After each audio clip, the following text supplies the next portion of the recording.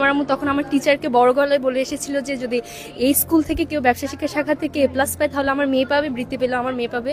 আলহামদুলিল্লাহ আমি একজনই এ প্লাস পেয়েছি, একজনই বৃত্তি পেয়েছি। আমি এসএসসিতে গণিপুর পাইলট গার্লস হাই স্কুলে ছিলাম, সেটা নোয়াখালীতে। আমার 1125।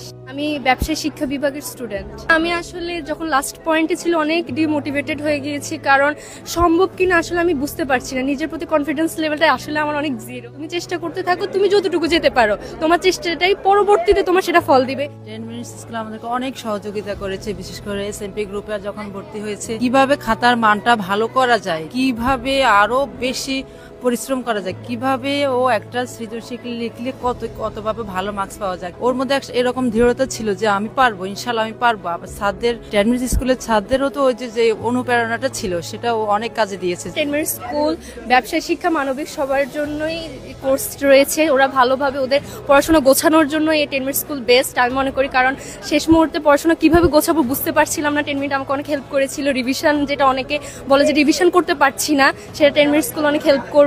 আর বলবো যে প্রতিদিন পড়ো, আর বইটা অবশ্যই দাগিয়ে দাগিয়ে পড়বা, লিখে লিখে পড়বা। ওয়ার্ড একটা কয়ের অ্যান্সার হোক, যাই হোক, মূল অ্যান্সারটা অন্তত লিখে লিখে পড়বা আর দাগিয়ে দাগিয়ে পড়ার চেষ্টা করবা।